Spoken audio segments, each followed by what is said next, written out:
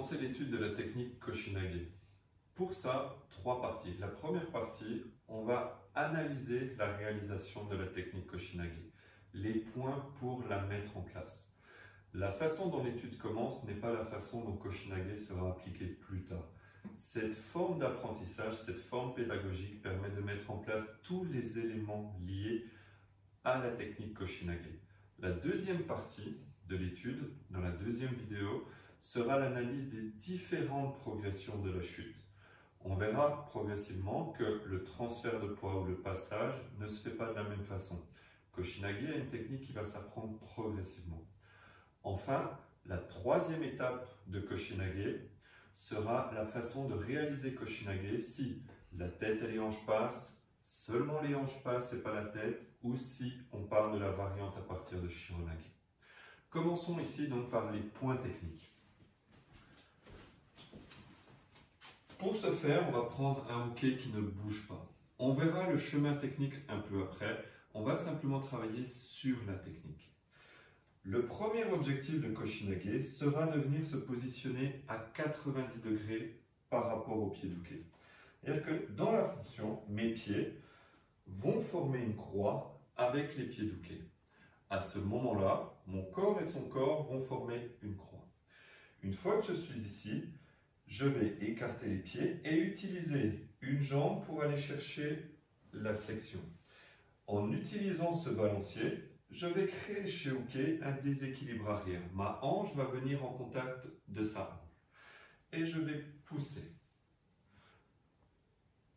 Le deuxième point va être que je vais chercher à amener le dos de ma ceinture ou le koshita de mon hakama sous son centre de gravité.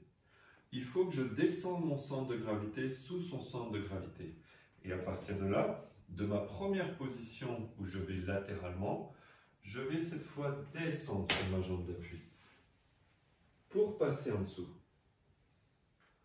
La troisième étape sera par rapport au haut du corps. L'autre levier, l'autre point qui va me permettre d'étendre et de créer ce levier.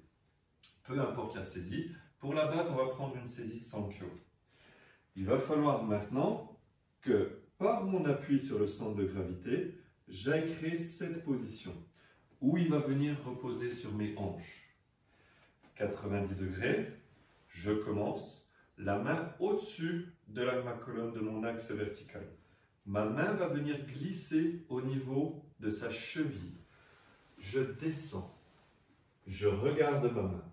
Mon centre de gravité est sous son centre de gravité. À partir de là, doucement, je peux transférer. Et Uke est passé sur mes hanches et non sur mon dos.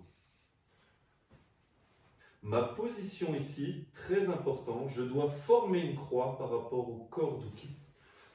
Nos deux corps doivent former un angle de 90 degrés. Saito Sensei insistait sur ce principe de Juji dans la technique de Koshinage. Résumé, prendre une position à 90 degrés. Utilisez un déséquilibre par rapport à vos hanches pour venir sur les hanches. Descendre.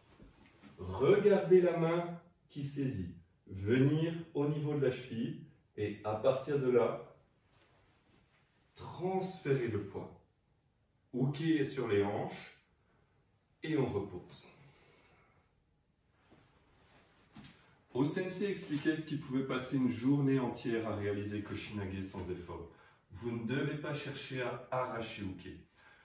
Uke va passer doucement. C'est un transfert, un déséquilibre très important. D'où l'importance de descendre, d'où l'importance d'étirer.